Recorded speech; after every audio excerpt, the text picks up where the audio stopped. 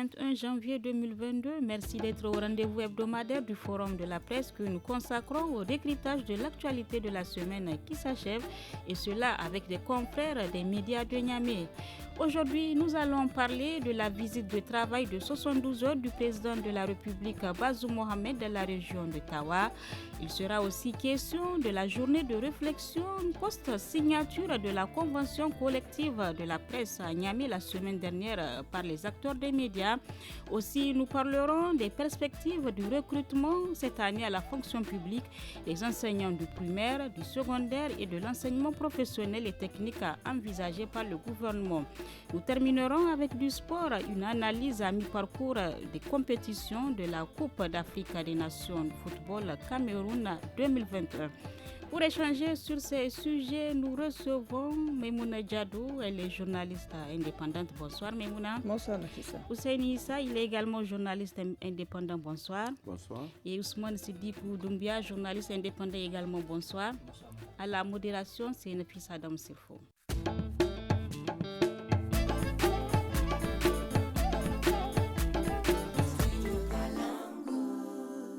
Chères auditrices, auditeurs, téléspectateurs de Studio Kalangou, bonsoir et bienvenue. Le président de la République, Bazoum Mohamed, a entamé le lundi 17 janvier dernier une visite de 72 heures, une visite de travail dans la région de Tawa. S'adressant à la population, à son arrivée, le président a déclaré être venu pour voir les problèmes que rencontre le pays. Et dans le cadre de son séjour, le président de la République s'est rendu dans certaines localités victimes à plusieurs fois d'attaques des groupes armés tels que Tilia, Tebaram. Alors je commence par vous, Maimouna. Le président a déclaré être venu à la rencontre des populations, voir les problèmes qu'ils rencontrent. Vous, de votre côté, avez-vous d'autres motifs du séjour du président de la région de Tawa? Oui, Nafissa, ce que je pourrais dire par rapport donc, à la visite du président de la République au niveau de la région de Tawa, que c'est une suite logique d'abord donc des tournées qu'il a eu, de terrain qu'il a eu à faire dans d'autres régions comme Difa, Maradi et Tillabéri. Donc, c'est les régions qui sont aujourd'hui en proie à l'insécurité. Donc, il fallait pour le président aller, surtout que nous savons que Tebaram a été victime des populations, d'attaques terroristes il y a quelques semaines de cela. Donc, il fallait, après Tillabéri, essayer d'aller vers Tawa pour vraiment s'enquérir de la situation, réconforter ces populations qui sont meurtries. Voir quelles sont également les mesures à prendre pour que la sécurité revienne dans cette région. Et surtout parce que moi j'ai suivi l'étape de Tebaram, donc, où les populations lui ont carrément dit voilà leurs besoins. Il n'y a pas de case de santé, tout est fini, tout est parti en flammes, l'insécurité, l'école, ça ne va pas. Donc les populations ont déjà commencé également à plier bagages pour se retrouver de l'autre côté. Donc c'était vraiment cette situation-là, il est parti, il les a écoutés et il les a rassurés de leur donner ne serait-ce que quelques jours pour qu'ils reviennent et puissent mettre un dispositif de sécurité au niveau donc, de cette zone qui est en proie à l'insécurité. Et je me dis que c'est une très bonne chose.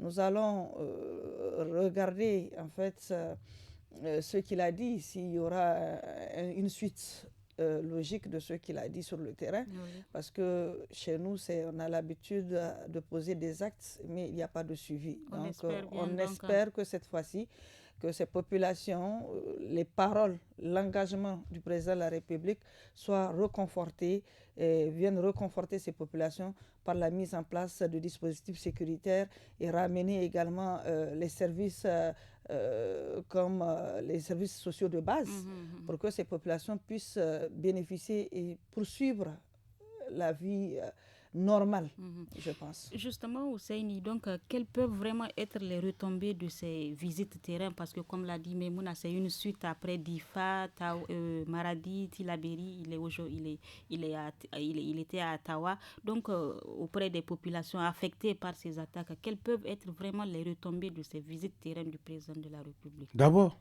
la qualification même du déplacement, moi j'ai trouvé ça incongru. Une tournée peut-être. Expliquez-vous. Une tournée. Visite de travail suppose quoi? Voilà. Ça suppose que je suis allé dans un autre pays pour travailler avec un autre pays en vue de renforcer la coopération et autres. Dans ton propre pays, où le gouverneur, c'est toi qui l'as nommé, les préfets, tout ce beau monde-là, tu vas aller faire une visite de travail de 3 jours. Pourquoi? Il est parti Et s'inquiéter des conditions. S'enquérir. On les rencontre tous les jours, en principe, de ce qui se passe en profondeur de ce pays-là. En principe. Oui. En principe, c'est comme ça que ça doit fonctionner. Chaque matin, on doit lui rendre compte, dans telle région, voilà les problèmes, voilà les problèmes, voilà. Le problème, il est encore dans une posture d'engagement, de promesse. Ça ne règle pas les problèmes. N'est-ce pas? À Tilaberi, il s'est déplacé, il est allé jusqu'à Lanzuru. Il a dit qu'il va prendre les dispositions. Oui. Il y a toujours la menace. Les gens sont attaqués. Dans la région de Difa, il y a des enlèvements. Dans la région de Mahdi, il y a des enlèvements et tout et tout. Moi, j'ai dit non. En matière de gestion d'un État, il faut savoir arrêter un moment pour dire concrètement, voilà ce que je vais mettre en place et qu'il y ait des actions qui sont visibles. Donc, selon vous, ces visites terrain n'ont pas leur raison d'être? Moi, quelque part, j'ai dit, il est parti féliciter les gens de Tawa. Mais il est bien bon qu'un président puisse aller à la rencontre de sa population. Pas de travail.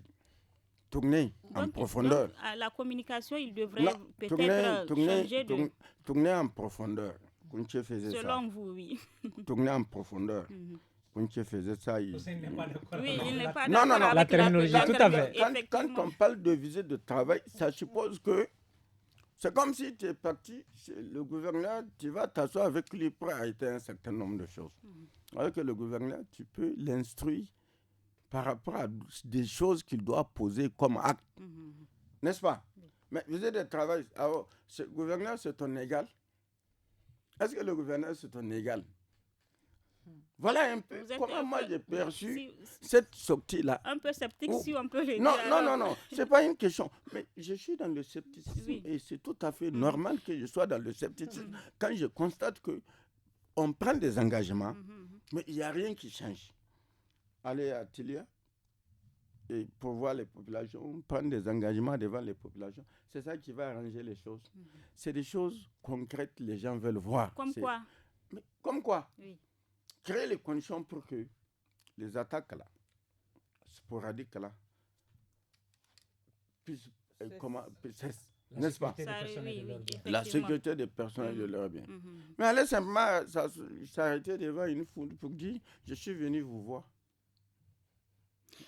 Mais alors ça change quoi? Ousmane Siddikou, vous de votre côté, comment vous percevez ou bien quelle analyse vous faites de ces visites terrain du président de la République? Merci madame. Moi je l'analyse sous 2 angles. Le premier angle, dans un premier temps, le fait de se déplacer pour aller personnellement, je pense que c'est une sorte de peut-être de démystification de ces groupes-là, c'est-à-dire la peur, la psychose qu'ils veulent, ou bien qu'ils ont déjà instaurée, c'est peut-être aller dans une sorte de démystification de ces groupes terroristes-là. Vraiment, c'est un courage, il faut l'apprécier à sa juste valeur. Surtout mais le second angle, c'est des localités en proie. Mais le second angle sous lequel je vois la chose, c'est là où je joins vraiment mes propos à ceux de Husseini.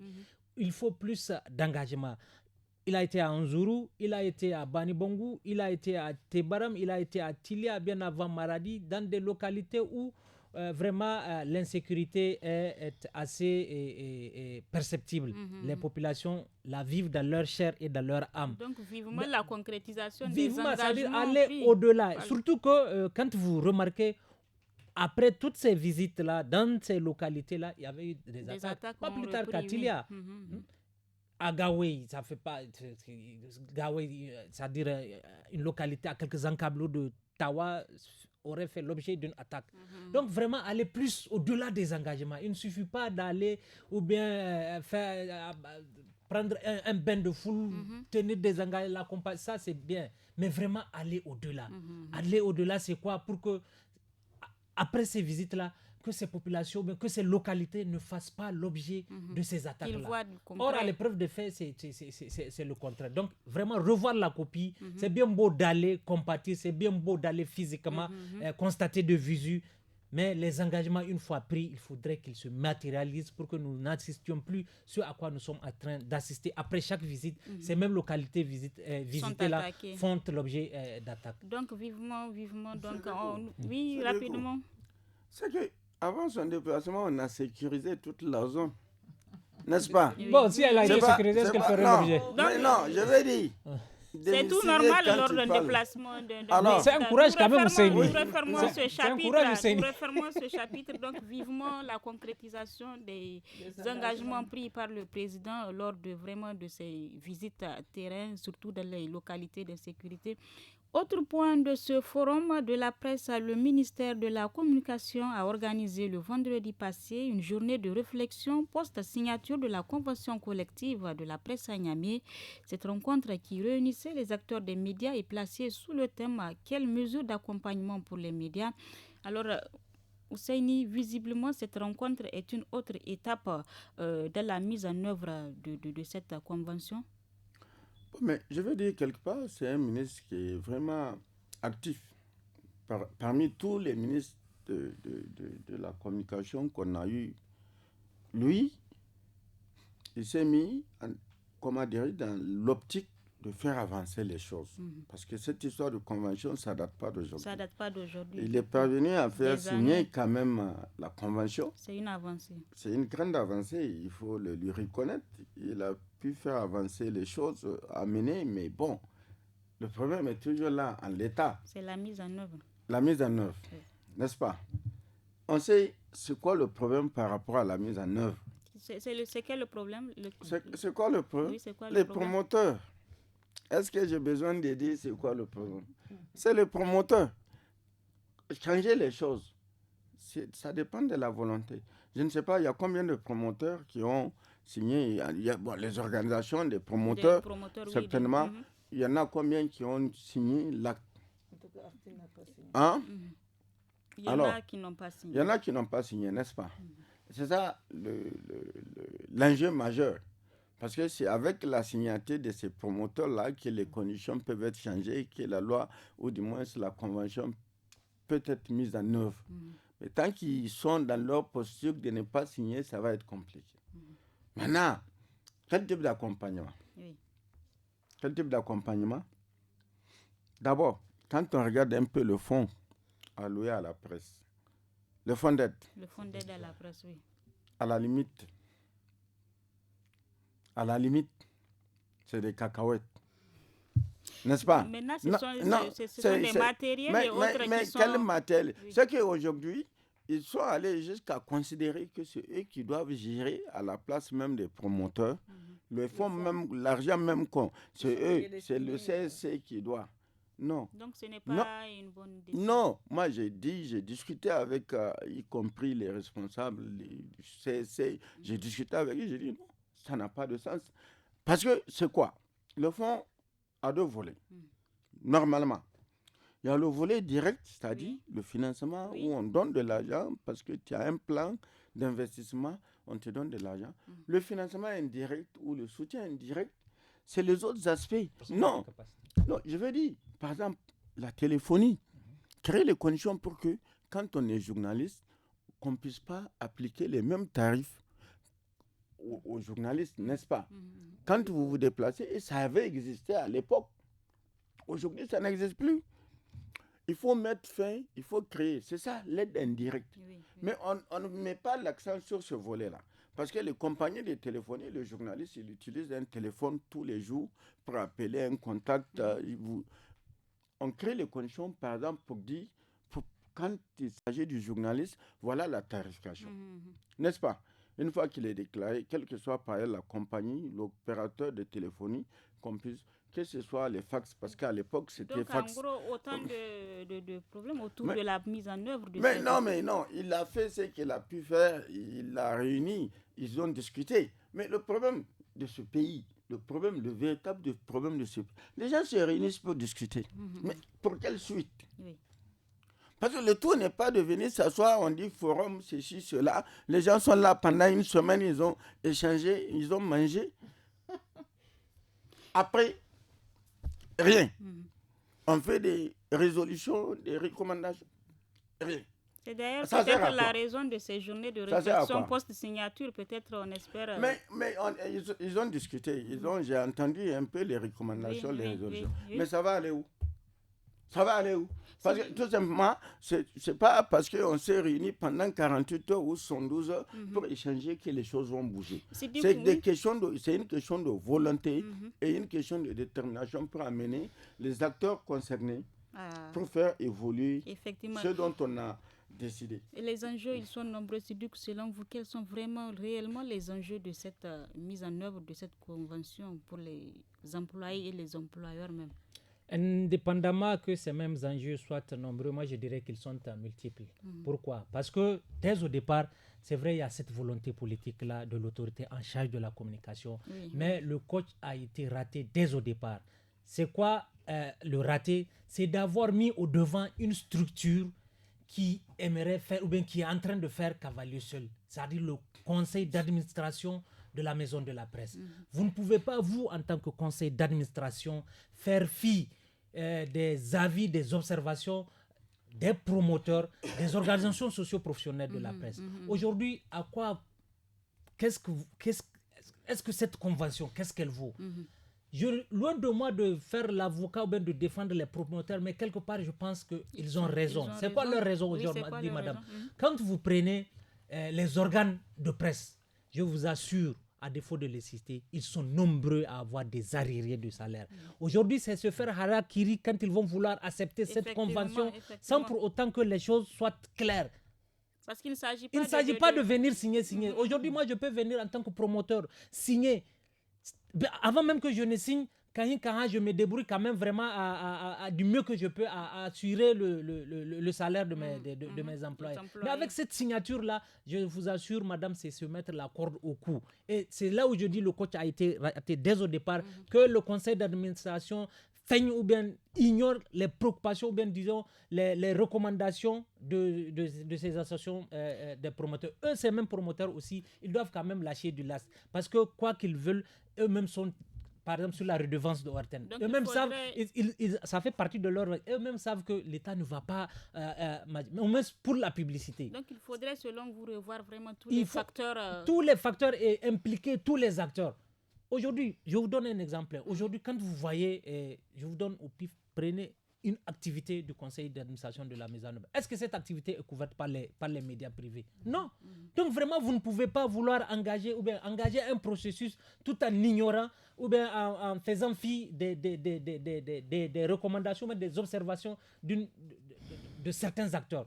Occasion pour moi vraiment d'interpeller, que ce soit le ministère en charge de la communication, le conseil d'administration de la maison de la presse et même ces promoteurs-là, il faudrait que individuellement, chacun revoie sa copie et qu'il recrée le cadre d'échange pour véritablement aboutir ce à quoi tous nous aspirons en tant qu'acteurs des médias, c'est-à-dire vraiment cette convention collective qui n'a que trop duré. Mais d'aucuns pensent que quand on vers l'amélioration des conditions de vie et de travail des journalistes avec la mise en œuvre de cette convention... C'est du pipeau, je vous assure, madame, c'est du pipeau.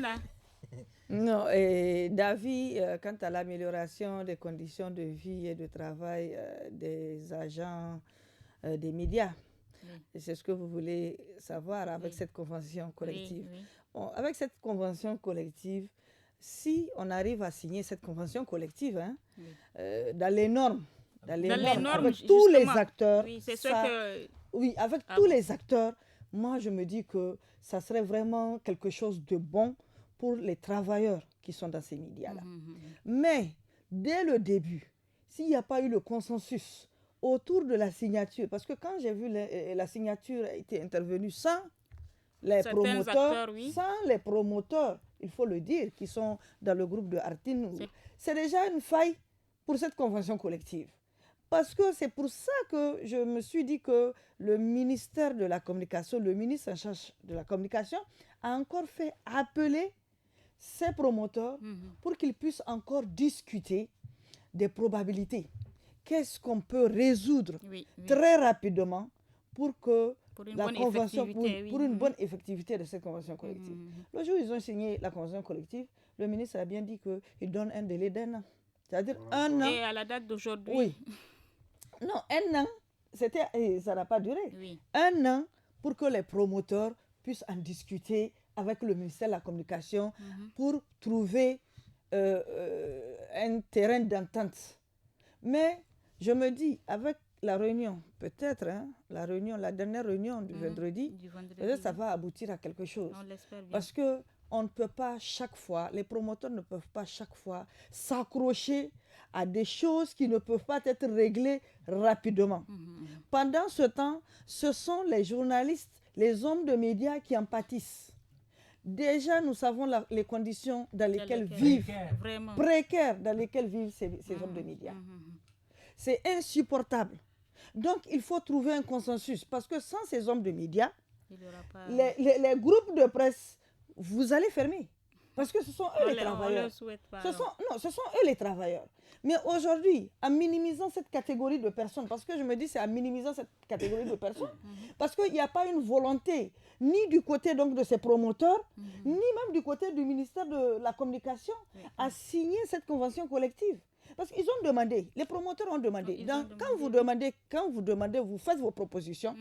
Ce que le gouvernement peut faire, le gouvernement va vous dire voilà les points sur lesquels on peut rapidement trouver une solution.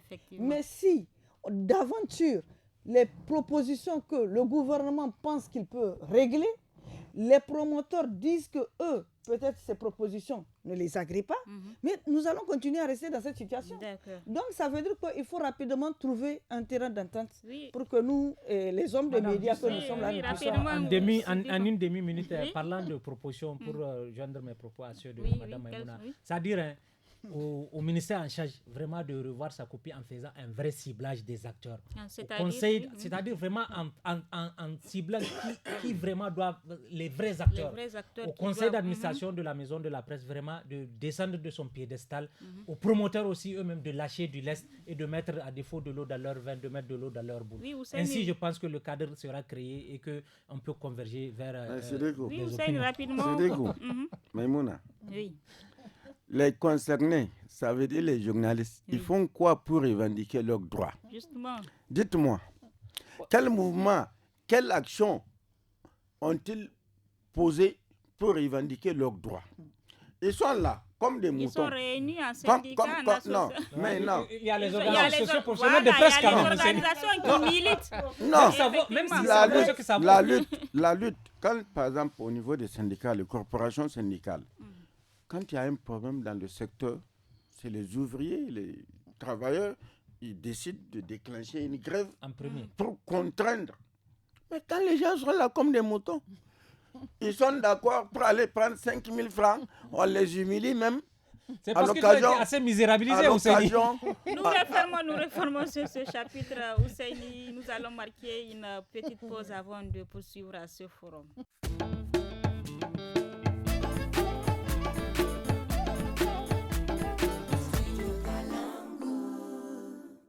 Parlons éducation à présent. Il ressort du Conseil des ministres du jeudi 13 janvier 2022 que le gouvernement nigérien envisage de recruter cette année à la fonction publique des enseignants, qu'ils soient du primaire, du secondaire et de l'enseignement professionnel et technique. Plus de 2500 enseignants du secondaire et plus de 5214 du primaire. Au niveau du syndicat national des agents contractuels et fonctionnaires de l'éducation de base SINASEB, cette décision de l'État est bien accueillie. Néanmoins, l'on demande un rehaussement du nombre des enseignants du primaire. Chérif Aïssoufa, il est le premier secrétaire général du SINASEB. Je vous propose de l'écouter. Au niveau du primaire, il est prévu 5214 enseignants âgés de 45 ans à plus. Et cela pour leur permettre de profiter des avantages de la retraite, parce qu'à partir de 45 ans, vous n'êtes pas sans savoir qu'ils ne peuvent pas avoir plus de 15 ans de service qui peuvent leur permettre d'avoir accès aux avantages de la retraite. 6500 autres seront recrutés en tenant compte des autres promotions pour intégrer la fonction publique. Maintenant, les modalités de recrutement sont actuellement en cours de réflexion. Alors, nos attentes c'est plutôt un plan d'absorption de l'ensemble des contractuels d'éducation. Et si avec les 6500, je ne pense pas que les années à venir peuvent nous amener à la fin de la contractualisation, parce que nous comptons plus de 70 000 enseignants contractuels. Alors c'est pourquoi nous avons fait des propositions d'un recrutement conséquent, parce qu'il faut qu'on revoie le nombre, n'est-ce pas, à la hausse, et puis faire un plan qui va tenir compte de promotion par promotion. C'était là donc le premier secrétaire général du SINASEB, le syndicat national de l'éducation de base. Sidikou, que pensez-vous vraiment de cette décision du gouvernement de recruter vraiment cette année, de finir avec la contractualisation aussi du primaire? À entendre les concernés, j'ai comme l'impression que le responsable du SINASEB, il est aussi tout optimiste, comme si ils ont oublié. Pour moi, peu importe le nombre, c'est-à-dire il ne faut pas attendre à vouloir mettre fin à cette contractualisation. Je vous assure, le bout du tunnel n'est pas pour bientôt. Je ne joue pas les oiseaux de mauvaise augure. Ça, c'est un de deux. Quand vous vous renseignez dans le milieu de l'enseignement, que ce soit le primaire, le secondaire, ils sont combien ces enseignants à être recrutés des années après, mais qui jusqu'à présent ne sont pas dans leurs droits, c'est-à-dire rappel, machin, en tout cas tout ce qui devrait leur revenir. Donc si c'est pour venir ajouter à cette masse encore pour que l'on soit encore à la place d'hier, comme dirait l'autre, moi je pense qu'il faudrait d'abord mettre ceux qui ont été recrutés et qui jusqu'à présent n'ont pas été mis dans leurs droits. C'est bien beau de vouloir mettre fin à cette contractualisation, mais ça le serait davantage si on les met dans les conditions vraiment à ce qu'ils ne puissent pas penser que même si étant intégrés, c'est comme s'ils sont dans cette posture de contractualisation. Donc moi je pense que les syndicats, les syndicats en charge de l'éducation doivent beaucoup plus tabler sur ce côté. C'est ne pas se fier au nombre qu'on veut intégrer à tous les niveaux, mais vraiment ceux déjà intégrés, c'est de lutter, c'est de prendre les dispositions, voir les mécanismes qui devraient être mis en place pour qu'effectivement ils soient mis dans leurs droits. Sinon, le nombre que vous avez dit, il apparaît assez pléthorique. S'il vient se greffer à ceux déjà intégrés préalablement et que tout cela arrive à se regarder comme ça sans pour autant être dans leurs droits. Ils doivent miser sur la qualité et non sur le nombre. Justement, indépendamment même de la qualité, c'est-à-dire, même s'ils misent sur la qualité, c'est bien beau. Ça, c'est un facteur déterminant. C'est vraiment, il faut qu'on... Surtout qu'ils en font de ça une de leurs préoccupations, l'éducation. La qualité, ça c'est indéniable, mais indépendamment de cette qualité, une fois recruté, il faudrait quand même que vous sentiez que vous n'êtes pas dans votre... la casquette a changé, quoi. Donc, il ne faut pas jouer sur le nombre, on va intégrer, c'est bien beau. Et s'ils ne sont pas mis dans leurs droits, on so what? Maïmouna, êtes-vous optimiste vraiment quant à la concrétisation de ce recrutement et les conditions, pensez-vous qu'ils seront vraiment réunis? Je joins à ce que Sidikou a dit. Si les conditions ne sont pas réunies, parce qu'il faut regarder, il y a des enseignants qui ont été recrutés de 2018, bien avant 2018, qui jusqu'à présent ne sont pas dans la situation de leur rappel et tout. Donc s'il faut encore faire bénéficier d'autres enseignants et ne pas pouvoir les mettre dans leurs droits, moi je me dis que c'est peine perdue. Donc il faut d'abord essayer de revoir la situation de ceux qui sont déjà à la fonction publique et qui n'ont pas bénéficié de leur rappel jusqu'à présent, avant d'entamer ou bien d'envisager de faire d'autres recrutements.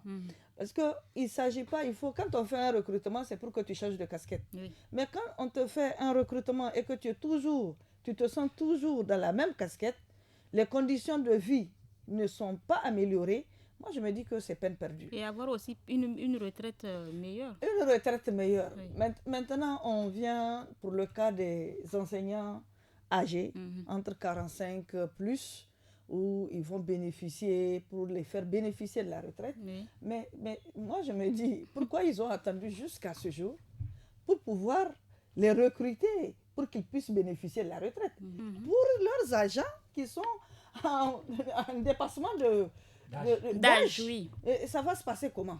Est-ce que le gouvernement a réfléchi à tous ces paramètres-là?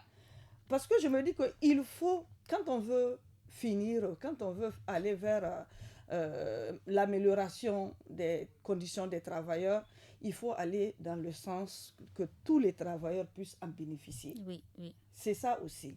Parce qu'il y a d'autres aujourd'hui qui pouvaient bénéficier de ça depuis des années, mais qui ne l'ont pas fait. Ils n'ont pas eu gain de cause. Aujourd'hui, la santé est là. Le secteur de la santé, oui. Tous les secteurs sociaux de base. Tous les secteurs sociaux de base. Aujourd'hui, si tous ces secteurs sociaux de base tombent sur le gouvernement pour demander à ce qu'eux aussi on recrute de la même manière qu'on a recruté ces enseignants contractuels, je vous assure, ça sera un problème. Un problème que le gouvernement ne pourra pas solutionner très rapidement. En tout cas, il faut les régler. Sinon, à l'âge de la retraite, beaucoup iront même à la retraite sans pour autant bénéficier. Voilà. Sans pour autant être mis dans leurs droits. Un problème qu'il faudrait vraiment trouver de solution au CENI. Qu'en pensez-vous de cette décision? J'ai entendu le premier secrétaire général adjoint dire qu'ils sont 70 000. Dans 70 000, c'est combien qu'on a dit? Il y aura plus de 5 214 et plus de 6 500. Faites la soustraction. Il va rester encore combien? C'est ce qu'il a identifié. N'est-ce pas? Oui. C'est quoi? Est-ce que c'est une prouesse, ça? Est-ce que c'est une prouesse? C'est déjà bien bon de commencer. Non. C'est bon, mais ce n'est pas encore arrivé. Non. Moi, je veux du principe. Je veux du principe. On ne blague pas avec l'école. N'est-ce pas? Justement. L'école, on ne triche pas. N'est-ce pas? Que ce soit le niveau primaire, il y a de CI jusqu'à CM2. N'est-ce pas? Avec des maîtres dans les classes des enseignantes. On ne peut pas tricher. Et l'enseignant est obligé d'aller chaque matin. En tout cas, tous les jours ouvrables, il doit être à l'école pour pouvoir dispenser. Voilà que des gens viennent. Parce qu'ils ont créé une situation pendant des années. À l'époque, tous tant qu'ils sont, c'est directement de l'université, c'est la programmation, ou c'est l'enseignement, ou c'est tel secteur, ou c'est tel secteur. On a paupérisé les gens, on a créé une situation, d'abord c'était service civique. N'est-ce pas? Ensuite on dit, bon, volontaire. N'est-ce pas? Des auxiliaires. Volontaire. Oui. Ensuite, on est tombé dans la contractualisation pendant des années et des années. Il y a des pays qui l'ont expérimenté, qui ont abandonné, parce qu'ils ont compris que ce n'était pas la meilleure option pour pouvoir développer ces secteurs-là. Aujourd'hui, qu'on me dise que non, on va, et puis les gens sont contents, ils acclament. Alors, les 70 000 moins 5 000, il reste encore combien? 65 000 et quelques. C'est quoi on a réglé comme problème? Est-ce qu'on a réglé quelque chose? Mais, alors, qu'on ne me dise pas, parce que c'est une façon de blaguer avec ce secteur-là. Malgré les promesses que lui, le président Bazoum a eu à prendre, on veut banaliser, on veut... Non, ça ne règle pas le problème. Et donc, selon vous, que faudrait-il réellement faire vraiment pour promouvoir la qualité? La qualité de l'enseignement, c'est quelle qualité de l'enseignement? Je pose la question. Mais c'est quelle qualité de l'enseignement? Mais on a mis tout le monde dans le même sac. Tout le monde. Ça dit qu'un temps, on prenait tout le monde. C'était devenu le dernier recours en tout cas. C'était devenu... À l'époque, n'est pas enseignant qui veut. Mais aujourd'hui, on avait... Après, quand ils se sont rendus compte, que c'était une bêtise, ils ont dit, on va évaluer. Évaluation. Oui. On a évalué. On a mis des gens de côté. Aujourd'hui, on dit, bon, on ne peut pas prendre tout le monde, mais on va voir dans quelle mesure. Chaque année qu'on doit recruter 5 000 ou bien c'est juste cette... la période... C'est un début, oui. C'est la période de Bazoum, 52. C'est ça? Non, je veux savoir. Oui. Parce que je veux dire, pour absorber tout ce beau... Les 70 000 là. Il faut attendre combien d'années? C'est ce que déplorait même le premier alors, ou bien on absorbe tout le monde. Et l'État n'a qu'à se donner les moyens de trouver les moyens pour pouvoir prendre tout le monde en charge. Et puis leur donner des formations pour ceux qui n'ont pas suffisamment de formation pour enseigner. Ou bien on ferme les écoles où on ne peut pas maintenir, où où on ferme les écoles. Merci donc, merci Ousseini. C'est pas une bonne option la fermeture. Déjà, Non, ils sont fermés pour cause d'insécurité. Non, mais alors, mais bon, non. Il faut trouver en tout cas le savant mécanisme. Vivement donc vraiment que les voies et moyens. Oui, Moi, les je ne choses veux changent pas, pour par une meilleure qualité. Par rapport à l'emploi en du Afrique, secteur de moi je vais l'éducation. dire par rapport à l'emploi là. Oui. C'est aujourd'hui que les gens viennent poser le problème. À l'époque là, Oui. à l'époque, tu sortais de l'université ou de n'importe quelle école, directement. Mais c'était la belle programmation. C'était la belle époque où c'est la programmation. Alors, nous terminons ce forum de la presse avec du sport, la Coupe d'Afrique des Nations de football 2021, la 33e édition, débutée le 9 janvier dernier, se poursuit jusqu'au 6 février 2022 au Cameroun. C'est du coup à la date d'aujourd'hui, quel bilan peut-on tirer vraiment des matchs disputés pour ce premier tour? Dans un premier temps, cette CAN, indépendamment de quelques impairs, vraiment l'édition a pu se tenir, est en train de se tenir. L'autre remarque, c'est que vraiment on a vu les grands sont en train de tomber, comme quoi il n'y a pas de petites ou grandes équipes, toutes les équipes se valent. En tout cas, le Ghana l'a pris à ses dépens et le Maroc s'en est tiré in extremis. Oui. Même le Cameroun, pays organisateur, son dernier match, s'est tenu par le score de parité, un but partout. Vraiment, nous sommes en train de vivre vraiment une des CAN les plus, je ne dirais pas incertaines, mais les plus vraiment imprévisibles, où les grands sont en train de tomber de leur piédestal. Vivement que l'ordre soit bouleversé, pourquoi pas qu'un petit poussé puisse être vraiment détenteur de la coupe de la présente édition. Et malheureusement, notre pays n'y participe pas. Oh bon, notre pays, pour le moment, il faut que, on dit le linge sale se lave en famille. Il faut créer les conditions pour qu'on finisse avec ces joueurs importés, exportés là qui ne sont pas à même de défendre véritablement, dignement et vaillamment les couleurs. On n'en est pas encore là, mais essayons d'abord d'avoir un championnat assez acceptable de niveau qui puisse permettre à nos joueurs d'aller vendre leur talent à l'international. Ainsi, nous pouvons rêver à une participation, pourquoi pas. N'a-t-on pas coutume de dire que impossible n'est pas nigérien? Mais Mouna, on ne sait pas si vous êtes vraiment un peu accro au football.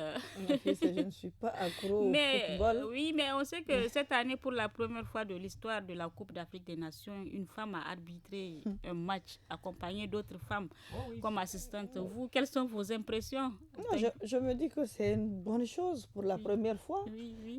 Ça veut dire que les femmes dans ce métier, les femmes sont en train de persévérer et de s'affirmer, de s'imposer, parce que c'est le domaine où on sait que c'est les hommes, exclusivement réservé aux hommes, mais cette fois-ci, les femmes ont démontré qu'elles sont présentes, elles peuvent faire la même chose que ces hommes sont en train de faire.